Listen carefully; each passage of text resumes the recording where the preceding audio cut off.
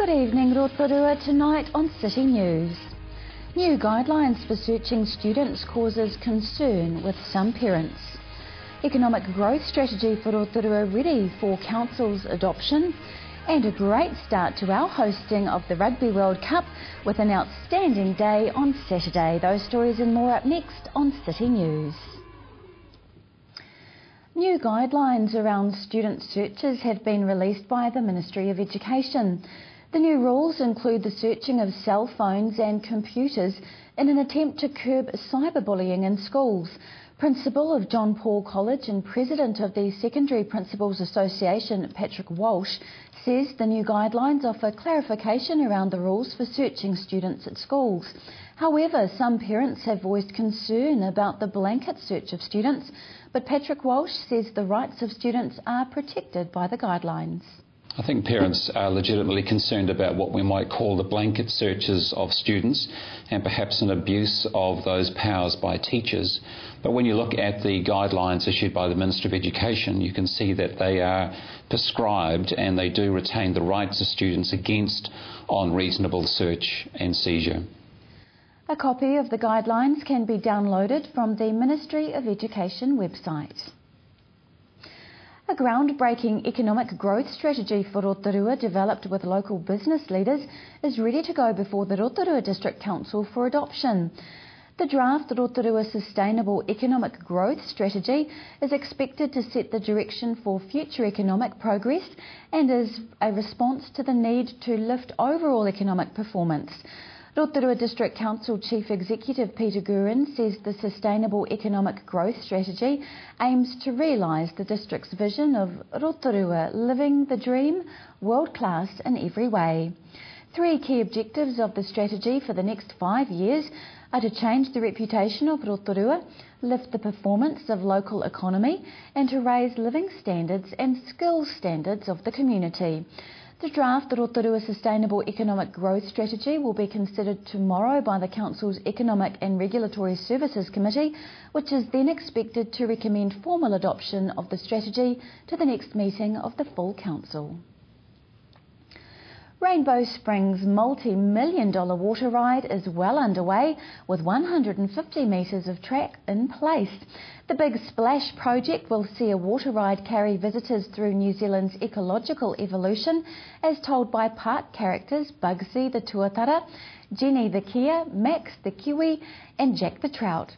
Boats of up to 8 people will be carried from a loading zone near the cafe, up the hill and around the back of the park. The ride will tell the story of New Zealand's ecosystem from pre-human times to Māori occupation and then European settlement.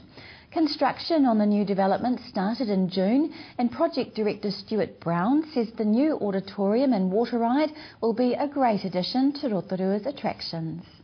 I'm having a ball. I mean, it's not very often you get to sort of do a project like this and have a bunch of fun along the way. I mean, the research that we did, we've been to the Gold Coast and we've visited all the attractions and all the rides there, and we've been to Asia and looked at some of the, the best bird shows in the world there. And of course, Orlando, Florida last year with the IAAPA Fair, which is the largest theme park fair in the world, and that's just mind-blowing.